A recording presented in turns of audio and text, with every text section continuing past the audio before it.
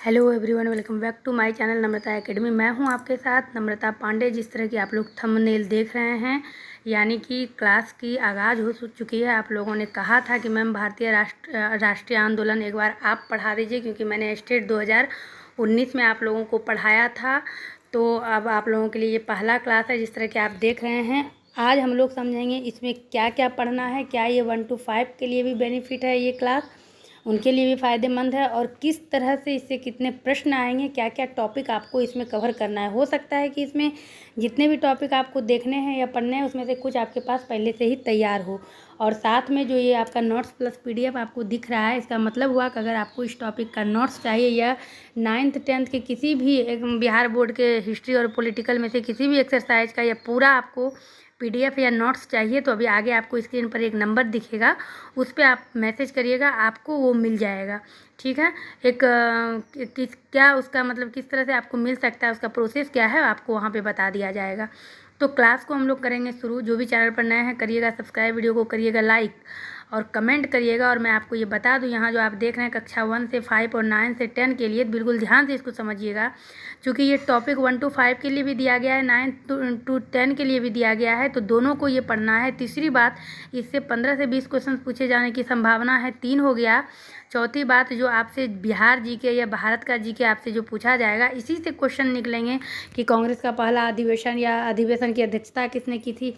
तो कुल मिलाकर आप लोगों के लिए टॉपिक काफ़ी महत्व रखने वाला है। तो अभी लगातार मेरे चैनल पर वीडियोज़ नहीं आ रहे हैं डियर, क्योंकि मैं ऑफलाइन बनाती हूँ नोट्स, आप लोगों को पता है, और हैंडमेड नोट्स काफ़ी मैं बनाती हूँ। मुझे ये काम मिला हुआ था, अभी भी मैं बना रही हूँ। और आप लोग लगातार कह रहे थे कि मैम कोई प्रैक्टिस सेट नहीं आ रहा है, तो प्रैक्टिस सेट भी बहुत अच्छा मैंने आप लोगों के लिए ऊपर किया है। वो अभी मार्केट में तो बहुत सारे आ गए हैं, लेकिन समय चूँकि आप लोगों के पास कम है, इधर उधर नहीं भटकना है, तो मैं प्रयास करूँगी आप लोगों के सामने में। आप लोग कह भी रहे थे कि मैम कई चैनल पे प्राथमिक का हर चैनल पे होता है प्रैक्टिस वगैरह, 9th 10th का नहीं हो रहा है। तो सारे कमेंट्स को मैं बहुत ध्यान से पढ़ती हूँ, फिर जाके मैं कोई डिसीजन लेती हूँ। तो मैं इस क्वेश्चन का, इस टॉपिक का बहुत से बहुत आपको प्रैक्टिस करना है। इससे बहुत सारे क्वेश्चन आपके पूछे जाएंगे, तो मैं इससे क्वेश्चन भी कराऊंगी। लगातार बने रहिएगा चैनल पर। चाहें तो आप लोग एक पेन और कागज़ लेकर बैठें कि आपको भारतीय राष्ट्रीय आंदोलन में कौन कौन टॉपिक पढ़ने हैं। बाकी बात रही प्राथमिक की, तो आप लोग पूछ रहे थे प्राथमिक के लिए कौन सा बुक पढ़ना है। तो प्राथमिक के जो आपकी स्क्रीन पर मैं दिखा रही हूँ चक्षु प्रकाशन का, उसको आप ले सकते हैं। उसमें भारतीय राष्ट्रीय आंदोलन से भी आपको प्रश्न मिल जाएंगे, जनरल साइंस से भी, आपकी फिजिक्स केमिस्ट्री बायोलॉजी से भी आपको प्रश्न मिल जाएंगे। जो आपका 100 नंबर का क्वालिफाइंग एग्जाम है, उसके भी आपको उसमें क्वेश्चन मिल जाएंगे। और ये दोनों बुक भी आपको चक्षु प्रकाशन का अलग अलग बुक मिल जाएगा। प्लस आपका सामाजिक अध्ययन से भी रिलेटेड, जीके से रिलेटेड, मैथ, रीजनिंग, सब कुछ आपको इस चक्षु प्रकाशन में मिल जाएगा। तो आप इसको ऑनलाइन खरीद सकते हैं, जिसका लिंक मैंने डिस्क्रिप्शन में दे दिया है।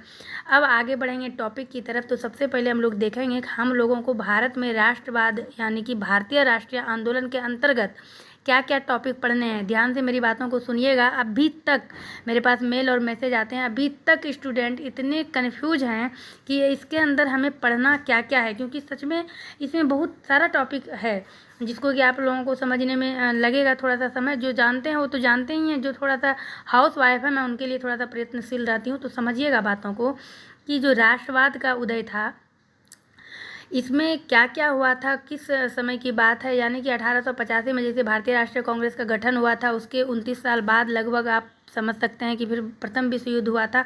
तो इसके अंतर्गत कई सारे कारण आएंगे। तो इसमें जो आप पढ़िएगा, ये जो राष्ट्रवाद का उदय का कारण होता है, यही पहला सवाल आपसे बन जाएगा कि राष्ट्रवाद का शाब्दिक अर्थ क्या होता है। तो इसको हम आपको अभी तुरंत अपने नोट्स से पढ़ाएंगे। तो इसके अंतर्गत पहले क्या क्या पढ़ना है उसको सुन लीजिए।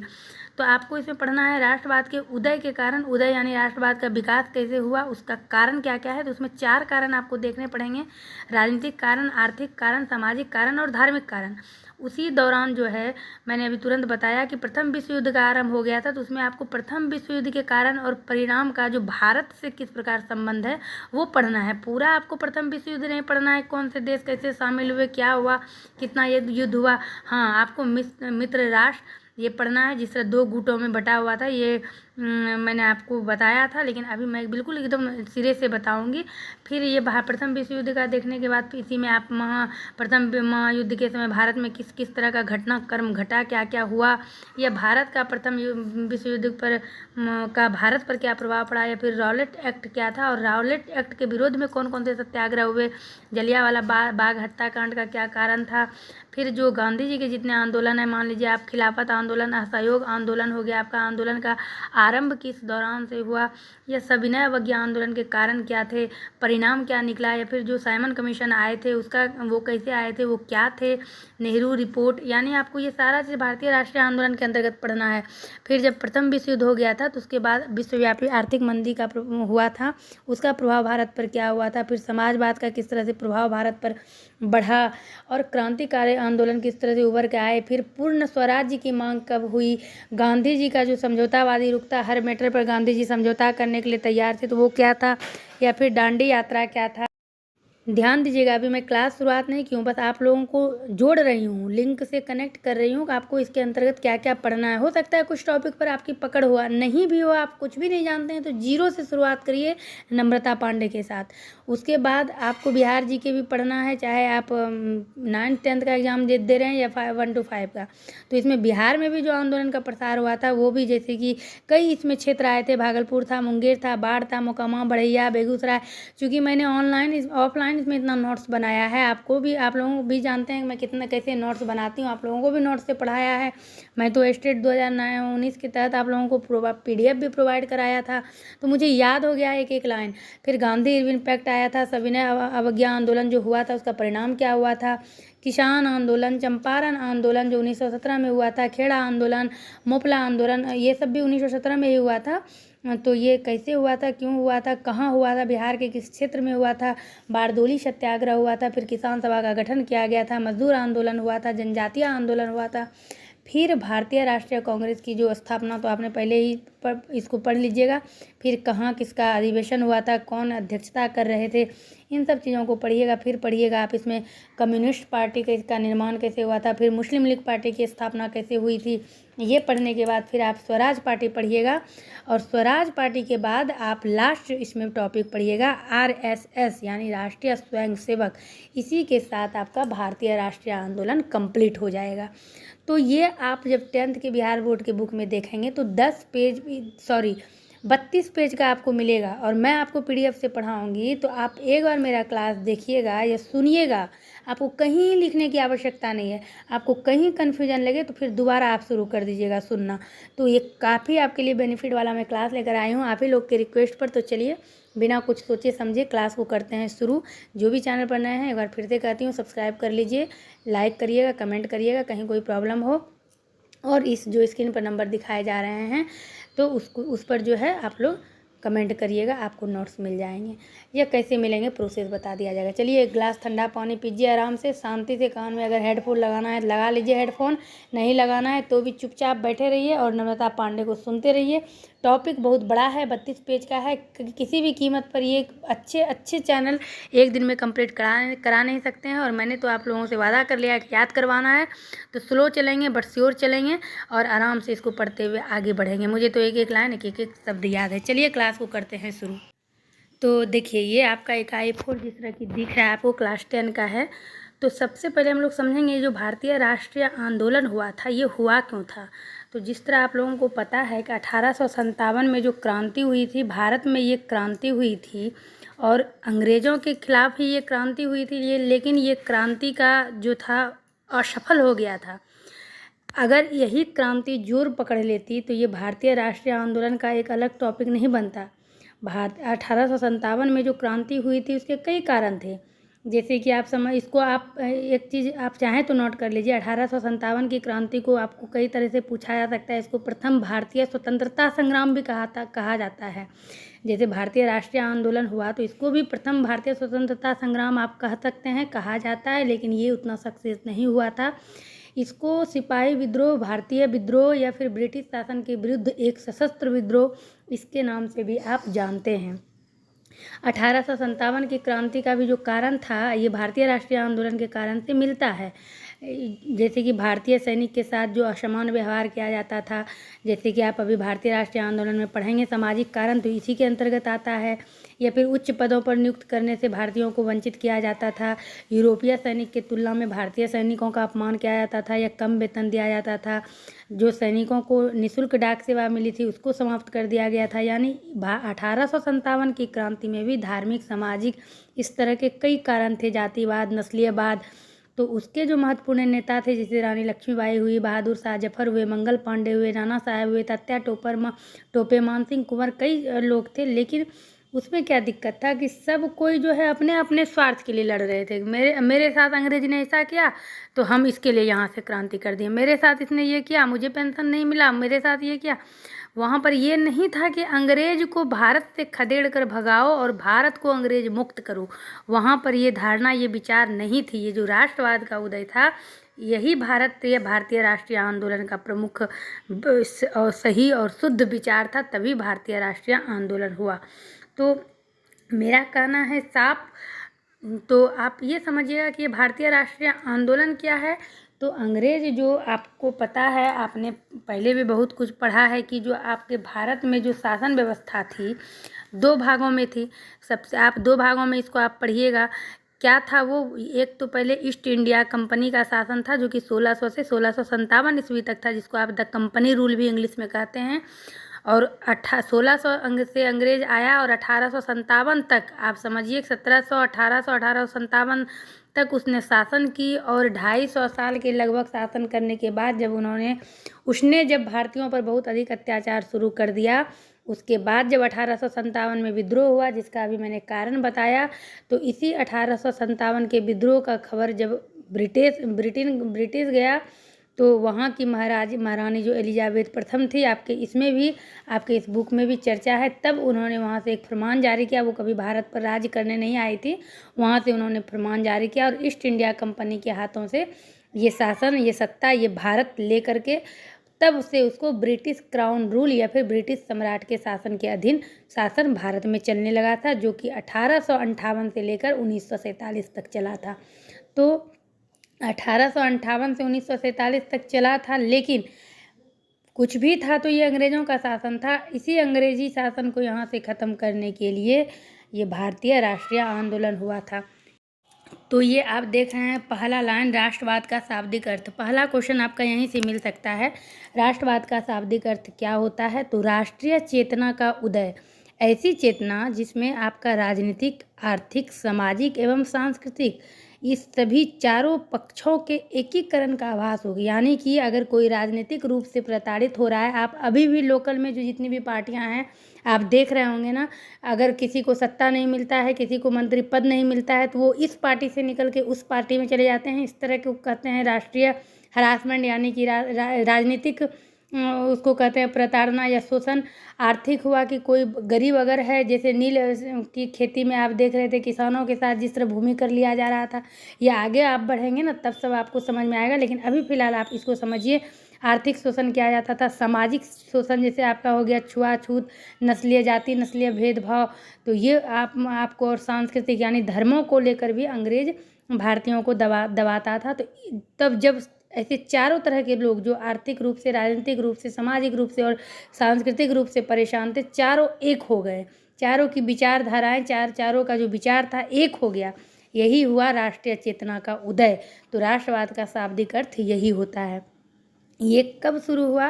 तो आप मेरे नोट्स में यहाँ पर देख रहे हैं, यहाँ पर आप देख रहे हैं मैंने भारत का यहाँ पर बनाया है नक्शा। और क्या है इसका मतलब, जो गोल गोल मैंने बनाया है, इसका स्पष्ट मतलब है कि भारत उस समय, किस समय, 19वीं शताब्दी के पूर्वार्ध में। और ये यहाँ पर देखिए मैंने पहला लाइन भी क्रिएट किया हुआ है।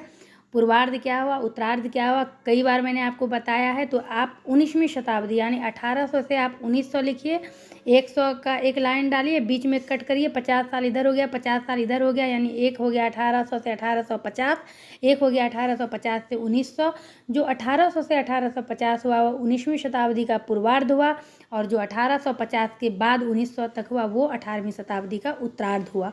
आराम से आप समझते जाइए, कहीं कोई दिक्कत नहीं होगा। मेरे पास इलेक्ट्रिक बोर्ड अभी है नहीं, लेकिन ले लूँगी। आप लोगों का साथ रहा तो फिर मैं उस पर शानदार आप लोगों की तैयारी, हालांकि तब तक मैं नहीं चाहती हूँ कि आप लोग मेरे चैनल की तैयारी करें, मैं चाहती हूँ कि आप लोग किसी स्कूल में रहें।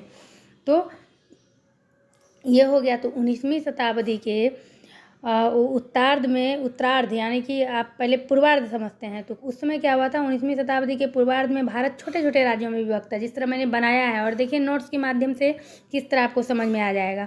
उस समय भारत को एकता में बांधने के लिए कोई भी ऐसा मजबूत विचारधारा नहीं थी, कोई ऐसा मजबूत व्यक्तित्व वाला, सोच वाला व्यक्ति भी नहीं था जो किसी इस बात को उठा सके। समान न्याय व्यवस्था का भी अभाव था, राष्ट्रीय एकता में कभी कमी थी। इस चीज़ों का जो है, इस अनुभूति का कि हमें जो है अपनी स्वतंत्रता मिलनी चाहिए। मान लीजिए आप घर में रह रहे हैं, आप किसी की बहू हैं, अब आपके ऊपर सास भी दबाव बना रही है, ननद भी। आप हमेशा डरे सहमे हैं कि मैं क्लास देख रही हूँ, अगर मैं खाना नहीं बनाई तो हस्बैंड डांटेंगे, ननद कुछ बोल देगी, सास कुछ बोल देगी। इसका मतलब है कि आप भयभीत रह रहे हैं, घर में डरे डरे रह रहे हैं। तो आपको वो स्वतंत्रता नहीं है, आप स्वतंत्र नहीं हैं। लेकिन आपको इस चीज़ का आभास ही नहीं है कि हम स्वतंत्र नहीं हैं, हम गुलाम की तरह काम कर रहे हैं। यानी कि उस अनुभूति का आभास नहीं है, उस अनुभूति का अभाव था भारतवासियों को, भारत में रहने वाले सभी लोगों को इसका अभाव था। और समान लक्ष्य और समान सरोकार क्या मेरा होना चाहिए, इससे जोड़ने वाला भी कोई एक मजबूत व्यक्ति नहीं था। लेकिन जब 19वीं शताब्दी का उत्तरार्ध आया तो ऐसे कई तत्व उभर कर सामने आए, जिससे कि ये सोच जो है व्यक्ति के अंदर आने लगा कि नहीं, मैं तो किसी के अंदर गुलाम हूँ, नहीं मैं किसी के अधीन क्यों। मान लीजिए आपका, जैसे मैंने उदाहरण दिया, मेरा ही ले लीजिए। ऐसा आप मत सोचिएगा कि भाई ननद बोल रही है आप पहले रोटी बना के दीजिए फिर बाद में क्लास करिएगा। तो ये तो मैं बोल ही सकती हूँ ना कि आप बैठी रहेंगी, आप बना लीजिए, मैं क्लास करने जा रही हूँ। भाई सबको समान अधिकार है, सबको स्वतंत्रता है। तो धीरे धीरे ये 19वीं शताब्दी के पूर्वार्ध में ये भावनाएं, उत्तरार्ध में लोगों के अंदर ये भावनाएं आने लगी, और इसी से जो है राष्ट्रवाद का उदय हुआ, और इसी को जो है स्वतंत्रता संग्राम के नाम से भी जाना जाने लगा। और उसके बाद क्या हुआ कि अंग्रेजी शासन व्यवस्था जो थी, यानी कि आप ये समझ लीजिए कि 19वीं शताब्दी में जो राष्ट्रीय चेतना का उदय हुआ था, मुख्य रूप से अंग्रेजी शासन व्यवस्था का ही परिणाम था। अंग्रेजों ने इतना परेशान कर दिया था भारतीयों को कि हर तरह से राजनीतिक, आर्थिक, सामाजिक हर क्षेत्र में अंग्रेजों ने, ब्रिटिश शासन ने किया था, शोषण किया था सभी वर्गों का, जिसके कारण ये राष्ट्रीय भावना का जो है एक राष्ट्रीय भावना ने एक विस्तार, व्यापक, विस्तृत रूप ले लिया। और दूसरी तरफ अंग्रेज़ों ने जो डाक की या तार व्यवस्था की या रेल की व्यवस्था की थी, या छापे खाना, बहुत प्रशासनिक व्यवस्था अंग्रेज़ों ने जो किया था, जो विकास किया था, ये सभी विकास अंग्रेज़ों के ऊपर ही भारी पड़ गया। अंग्रेज़ों ने ये कभी नहीं सोचा था। जिस अंग्रेज़ों को तो लग रहा था मैंने इतना जाल बिछाया है कि भारत पर, इस द्वीप पर, अब इस देश पर सब दिन हम ही लोगों को शासन करना है। तो अपने सुविधा के अनुसार वो जैसे रेल ही यात्रा ही शुरू किए थे, तो वो खुद रेल यात्रा पर जाते थे, क्योंकि यहाँ से उनको सामान लेकर, भारत से सामान लेकर के वहाँ यूरोप में उनको बेचना होता था। 20 गुना मुनाफे पर सामान बेचा जाता था। जिस तरह कि आपको मैंने पुर्तगालियों के बारे में बताया था कि भारत में अगर कोई चीज़ 1 रुपया में खरीदा तो वो 20 रुपया में वहाँ जाके बेचता था। तो ये इसीलिए उसने रेल की शुरुआत की थी, जिसमें कि गांधी जी का भी अपमान हुआ था, भारतीयों को नहीं बैठने दिया जाता था। तो ये सब तो उसने किया अपने लिए। लेकिन ये जो विकास हुआ, ये जो विकास था, ये सुचारू प्रशासन चलाने की दृष्टि से किया गया था कि हम लोग जो है अपना शासन बहुत अच्छे से चलाएंगे, कम समय में अधिक काम हो पाएगा, यहाँ के लोगों को शोषण करना है, यहाँ से सामान नील वगैरह तैयार करके यूरोप लेके जाना है, ट्रेन की व्यवस्था करवा दी। लेकिन ये व्यवस्था जो राष्ट्रीय चेतना के उदय में इसने महत्वपूर्ण भूमिका निभाई। जगह जगह जो एक कोने से दूसरे कोने तक लोग आने जाने लगे, ये अंग्रेज़ों ने अपने ही पैर में कुल्हाड़ी मारी थी इस व्यवस्था को कायम करके। अब यहाँ से जब आप आगे बढ़िएगा तो आप देखिएगा कि राष्ट्रवाद के, यहाँ पर मैंने साइड में लिखा है कि भारत में राष्ट्रवाद का उदय विविध शक्तियों और संयोग का परिणाम था, यानी विविध शक्तियों और कारणों के संयोग का परिणाम था, जिसे कई वर्गों में बांटा गया था। उसके बाद यहाँ पर मैंने आपको 4 दिखाया है: राजनीतिक कारण, आर्थिक कारण, सामाजिक कारण, धार्मिक कारण। एक एक कारण को पढ़ेंगे। और यहाँ से आप लोग क्या करिएगा कि बिल्कुल छोटे, आज तो मैं छोटा सा टॉपिक लूँगी, एक राजनीतिक कारण देखेंगे अभी, लेकिन उसमें जितने भी इसमें आएंगे उस ईस्वी को लिखते जाइए, आपको समझने में बहुत आसानी होगी। चलिए अब आगे देखते हैं राजनीतिक कारण। देखिए, भारत में राष्ट्रीय चेतना जागृत करने का में विभिन्न कारणों का योगदान था, लेकिन सभी कारण ब्रिटिश सरकार की जो प्रशासनिक नीति थी उसी से संबंधित था और ब्रिटिश सरकार के विरोध में था। ठीक है, मैंने आपको समझा दिया एक बार कि जो ईस्ट इंडिया कंपनी का शासन था वो 1600 से 1857 तक था। और 1857 के विद्रोह के बाद जब ये विद्रोह की खबर गई ब्रिटेन तक, तो वहाँ से जो है ब्रिटिश के जो एलिजाबेथ थी, उन्होंने ईस्ट इंडिया कंपनी से, चूँकि उनसे यही बातें हुई थी जब ईस्ट इंडिया कंपनी शासन करने आई थी, तो वहाँ पर यही बातें हुई थी कि सिर्फ वही उस क्षेत्र पर करेंगे अपना राज्य, जो कि आप लोगों को पता है, समझना है हमें। भारतीय राष्ट्रीय आंदोलन, तो जब ब्रिटिश क्राउन के हाथ में ये चली गई सत्ता, तो यहीं से आपका शुरू होता है। यही पॉइंट समझिएगा कि ब्रिटिश शासक जो थे, यानी कि सन 1858 में महारानी विक्टोरिया जो थी, उन्होंने एक उद्घोषणा की। तो उन्होंने उद्घोषणा क्या की, जैसे उनके कानों तक खबर गया कि ऐसे ऐसे 1857 का विद्रोह हो गया, भारत के हर एक राज्य से, छोटे छोटे प्रांतों से सभी लोग लड़ाई में सम्मिलित हो गए। तो उनको समझ में आया कि अच्छा, ईस्ट इंडिया कंपनी ने जिस तरह से सत्ता चलाने के लिए हमसे, मेरे हाथों से लिया था, लेकिन अब जो है वो चीज़ ऐसा नहीं रहा है, यानी कि उनके हाथों से अब लेना पड़ेगा। तो इसीलिए ये कहा जाता है महारानी विक्टोरिया की जो उद्घोषणा थी, चूँकि मैंने एक बार 10th के बच्चे ने मुझसे सवाल किया था कि मैम कई बार इस लाइन को पढ़ते हैं समझ में नहीं आता, इसका मतलब यही हुआ कि उन्होंने एक ये उद्घोषणा वहीं से फरमान जारी किया था, वो आई नहीं थी। और उन्होंने कहा कि अब ईस्ट इंडिया कंपनी से ये शासन आ करके अब ब्रिटिश साम्राज्य के अधीन आ जाएगा। ये जो घटना घटी, ये भारत को एक राष्ट्रीय स्वरूप इसने प्रदान तो किया भारत को, लेकिन इसके बाद भारत में राष्ट्रीयता की लहर आ गई। और उसको जो है, मतलब जैसे ही आप समझ सकते हैं कि भारतीयों के मन में हुआ, चलो ईस्ट इंडिया कंपनी के हाथ से तो भारत मुक्त हुआ, लेकिन ब्रिटिश क्राउन के हाथ में आ गया। लेकिन भारतीय के मन में 1857 के विद्रोह को लेकर ही जो भावनाएं चल रही थी, उसका दमन नहीं हो पाया। और यहाँ से आप ईस्वी लिखना शुरू करिएगा, जैसे कि 1800 से 1900 तक अभी आप माइंड में रखिएगा। मैंने 1850 और 1850 से 1900 समझा दिया, क्या है उत्तरार्ध, क्या है पूर्वार्ध। पहला ईस्वी आप लिखिएगा 1858। आपसे पूछा जाए अगर कि महारानी विक्टोरिया ने जो है सभी देशी, भारत के सभी देशी राज्य को ब्रिटिश साम्राज्य ने अपने अधीन कब ले लिया, तो महारानी विक्टोरिया की उद्घोषणा के साथ, जो कि 1858 ईस्वी में हुआ था।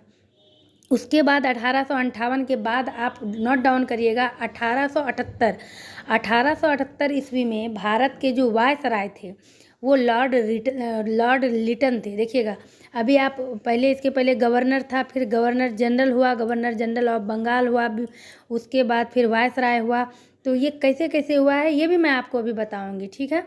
1878 में तत्कालीन वायसराय, जो पहले गवर्नर जनरल थे, उसको महारानी विक्टोरिया ने वायसराय का नाम दे दिया कि ये वायसराय है। इस बात को समझिएगा। तो वायसराय जो थे लॉर्ड लिटन थे, और उन्होंने क्या किया था, वर्नाक्यूलर प्रेस एक्ट पारित किया था। किसने किया था, तो लॉर्ड लिटन ने किया था। और मैं ये आपको बिल्कुल आपकी किताबी पॉइंट से बता रही हूँ, ताकि आप 9th 10th के लिए भी तैयारी करें तो ठीक है, लेकिन इसमें मैं कुछ एक्स्ट्रा भी जोड़ूंगी अगली क्लास में या इसमें भी, तो आप उसको भी समझते जाइएगा। तो वर्नाक्यूलर प्रेस एक्ट पारित कब हुआ था, 1878 ईस्वी में। किसके द्वारा हुआ था, तत्कालीन वायसराय थे लॉर्ड लिटन, उन्होंने किया था। और ये जो प्रेस एक्ट था, ये था प्रेस पर, यानी जो अखबार छपती थी उस पर कठोर प्रतिबंध लगाने के लिए हुआ था कि कोई भी पेपर में भारतीय, ये अंग्रेजों, ये जो सरकार थी, जो उस समय शासन जिनके हाथ में था, उसके खिलाफ कोई ये कुछ छाप न सके।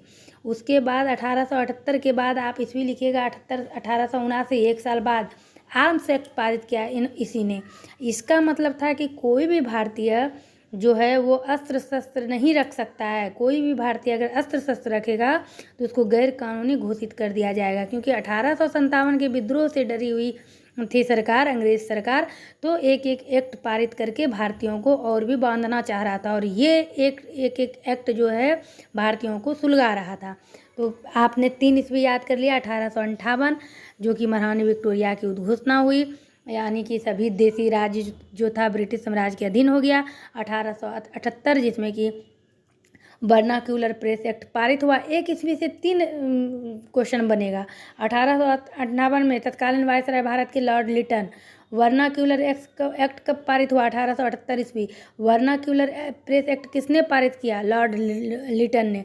वर्नाक्यूलर प्रेस एक्ट का मतलब क्या था ये भी बता दिया। 4 इससे निकला। उसके बाद 1879 के बाद 79 आर्म्स एक्ट पारित हुआ, जिसमें कि भारतीयों के लिए अस्त्र शस्त्र रखना गैर कानूनी था। उसके बाद आ जाइए 1883 ईस्वी, मतलब चौथे साल फिर से एक बिल पारित हुआ। वो क्या था? इल्बर्ट बिल था 1883 ईस्वी में। और ये जो इल्बर्ट बिल था, इसी बिल ने राष्ट्रवाद को बल दिया। इसमें क्या था कि जो भारतीय और यूरोपीय व्यक्ति में किसी प्रकार का कोई केस मुकदमा होता था तो उसमें यूरोपीय व्यक्तियों की जो मुकदमे की सुनवाई होती थी, वो सुनवाई जो है सामान्य न्यायालय करता था, जिसको एक विशेष अधिकार प्राप्त था। यानी कि जो यूरोप का अधिकारी है, जो यूरोप का कोई अपराधी है, तो यूरोप का जज ही उसका सुनेगा। इस तरह से था। यूरोपियों के साथ थोड़ा कम बुरा बर्ताव था। तो यूरोप उस समय तो धीरे धीरे करके सारे देश ना अपने आप को सारे भारत को या दक्षिण अफ्रीका को, जिससे पता है पहले अफ्रीका को ही औपनिवेशिक बनाया गया था, औपनिवेश अपना। तो भारत के जज ही भारत के अपराधियों का मुकदमा सुनते थे। इल्बर्ट बिल में उसने क्या कर दिया? सबको बराबर कर दिया कि अब क्या कर दिया कि सुनवाई का जो है, फौजदारी मुकदमे की सुनवाई का सामान्य न्यायालय में जो सुना जाता था, उसका विशेषाधिकार इसने समाप्त कर दिया। इससे यूरोप के निवासी जो है इसके खिलाफ हो गए और यूरोप की जनता ने भी इस बिल का विरोध करना शुरू कर दिया था। आप समझ सकते हैं, एक ही मुद्दे को लेकर अगर 2 देश लग जाए तो वहाँ फिर वो हड़बड़ा कर उसको जब उसने देखा विरोध ने जो है जोर पकड़ लिया, तो इस बिल को फिर वापस ले लिया गया था। 1883 के बाद फिर 1899 में आप याद रखिएगा लॉर्ड कर्जन से जुड़ी हुई कई बातें आती है, जिसने कि बंगाल में विभाजन किया था। तो 1899 में लॉर्ड कर्जन की चर्चा होती है। तो उसने कलकत्ता कॉरपोरेशन एक्ट पारित किया था और इसका मतलब ये था कि इसमें जो भी नगर पालिका निर्वाचित किया जाता था, उसके सदस्यों की संख्या में कमी कर दी गई। यानी जो चुनकर लाया जाता था नगर पालिका में सदस्य, वो न करके इसने गैर निर्वाचित सदस्यों की संख्या में वृद्धि कर दी। अपने मन से उसमें नियुक्त करने की बात कर दी। 1899 में ऐसा हुआ था, अपने मन से। वैसे लोग चुनते थे, क्योंकि अंग्रेज सरकार के प्रति लोगों को नफरत हो ही रही थी। लोग दूसरे को भी निर्वाचित करते हैं, तो इसने उस चीज़ को ख़त्म करके एक एक्ट ही पारित कर दिया, कलकत्ता कॉरपोरेशन 1899 में, जिसमें कि उसने गैर निर्वाचित सदस्यों की संख्या को बढ़ा दिया। उसके बाद 5 साल बाद फिर 1904 में उसने क्या किया? विश्वविद्यालय अधिनियम द्वारा विश्वविद्यालय पर भी सरकारी नियंत्रण बढ़ा दिया गया। यानी कि विश्वविद्यालय को लेकर के भी एक नियम था। आपके बुक में सिर्फ इतना है कि 1904 में विश्वविद्यालय अधिनियम लाया गया था। ये किसके द्वारा लाया गया था या क्यों था? तो इस पर मैं चाहूँगी 2-4 लाइन आपको एक्स्ट्रा जानना चाहिए। और इसी पेज में आपके राजनीतिक जीवन में, राजनीतिक कारण में 1905 में जब इसने बंगाल विभाजन किया था और उसने ये तर्क दिया था, सांप्रदायिकता का दिया था। पहले तो उसने ये कहा कि अगर बांट देंगे ना तो क्षेत्र 2 छोटा हो जाएगा तो प्रशासनिक सुविधा होगी। लेकिन जब बंगाल को उसने बांटा तो एक तरफ हो गया हिंदू बहुल क्षेत्र, दूसरी तरफ हो गया मुस्लिम बहुल क्षेत्र। अब जिधर हिंदू कम था उधर हिंदू को जाके बोलता था कि मुस्लिम अगर परेशान करे तो मुझे बताना, मैं खबर लूँगा। और मुस्लिम को बोले कि हिंदू परेशान करे तो मुझे बताना। उसने राजनीति तो कर ही रहा था, उसने खेल शुरू कर दिया। उसके बाद इससे भी भारतीयों को काफ़ी रोष पैदा हुआ। अभी देखिए, अभी कहानी शुरू नहीं हुई है, इस पे आपको डिटेल पढ़ना है। राजनीतिक कारण क्या था, उसके अंतर्गत आपको क्या क्या पढ़ना है ये समझना है। लेकिन जब भारती ने इस पे काफ़ी विरोध किया और जब देखा अंग्रेज सरकार ने कि इसमें जो राष्ट्रवादी भावना बहुत तेज़ी से फैल रही है, तो उसने 1911 में फिर इसको रद्द कर दिया था। लेकिन उसने नहीं किया था। जॉर्ज पंचम जब आए थे तो फिर उन्होंने ही इसको रद्द किया था। और उनकी तीसरी सभा में जब वो आए थे, तो अभी ये सब टॉपिक आपको डिटेल में इसमें पढ़ना है, बस राजनीतिक कारण में क्या देखना है उसको समझिएगा। फिर 1907 में देशद्रोही सभा अधिनियम हुआ था। फिर उस पर भी रोक, यानी कि कहीं भी कोई भारतीय सभा लगाकर आपस में एकजुट होकर एक आदमी की संख्या उसने डाल दी थी कि इससे अधिक कोई भारतीय वहाँ कहीं खड़ा नहीं हो सकता है, क्योंकि उस पर फिर देशद्रोही सभा अधिनियम लग जाएगा। क्योंकि आखिर लोग जुटता तभी तो किसी तरह का विचार करता। फिर 1910 में इंडियन प्रेस एक्ट हुआ था पारित कि अगर कोई भी उसमें इस तरह का किसी प्रकार का कोई लेख छापता है जो कि उत्तेजित करने वाला हो, मन में कोई लेख पढ़कर अगर किसी के अंदर भावना आए, कोई किसी तरह का विद्रोह हो, लड़ाई हो, आंदोलन हो, तो उसको दंडित किया जाएगा। फिर इस तरह से ये आपका राजनीतिक कारण के अंतर्गत ये सब चीज़ आता है। फिर डलहौजी आए थे, उन्होंने जिस तरह रेलवे, टेलीग्राफ लाइन और परिवहन वगैरह की व्यवस्था की थी डलहौजी के शासनकाल में, और उसके बाद किस तरह से दो क्षेत्रों के बीच दूरियां घटी और फिर स्थानीयता समाप्त हुई। इस तरह से भारत में अंग्रेजी शिक्षा नीति ने राष्ट्रवाद के उदय में महत्वपूर्ण भूमिका निभाई। अंग्रेजी शिक्षा नीति को आप वहीं से जोड़िएगा, जो अभी मैंने आपको पीछे बताया 1904 में जो विश्वविद्यालय अधिनियम हुआ था, ये पॉइंट वहीं से जुड़ता है, जो कि मैं आपको अगले क्लास में बताऊंगी। बस मैं अभी आपको ये समझा रही हूँ कि राजनीतिक कारण में आपको देखना क्या है। उसके बाद फिर इस चीज़ को, यानी कि जब मानवतावाद, व्यक्तिवाद, यूरोप पुनर्जागरण, उसमें यूरोप की क्रांति आप लोग पूछ रहे थे, फ्रांस की क्रांति, अमेरिका स्वतंत्रता संग्राम वगैरह नहीं पढ़ना है, सब पढ़ना है आपको, सब पढ़ना है। यही सब क्रांति, फ्रांस की क्रांति, अमेरिका स्वतंत्रता संग्राम वगैरह देख के भारतीयों के मन में भावना हुई कि हमें भी स्वतंत्रता चाहिए। फिर लॉर्ड मॉन्टेस्क्यू आए और लॉर्ड मॉन्टेस्क्यू और रूसो के विचार से भारतीय प्रभावित हुए, और इस तरह से ये सभी राजनीतिक कारण थे। तो ये एक झलक थी, ये आपको पॉइंट में लिखवाऊंगी कि कब कौन वायसराय है और किसने कौन सा एक्ट पारित किया, सब आपको मैं नोट्स में लिखवाऊंगी। तो ये वीडियो समझाने में, शुरू करने में ही थोड़ा समय लग गया। उम्मीद करते हैं अब शुरुआत हो चुकी है, तो आप लोग जुड़े रहिएगा। अगले टॉपिक में मिलेंगे आप लोगों से बिल्कुल डिटेल में लेकर के, और इसको मैं पूरा कंप्लीट कराऊंगी और मैं आपको याद करा दूंगी, मैं ये विश्वास दिलाती हूँ। चलिए मैं मिलती हूँ आपसे अपने अगले क्लास में। बने रहिएगा इस चैनल पर।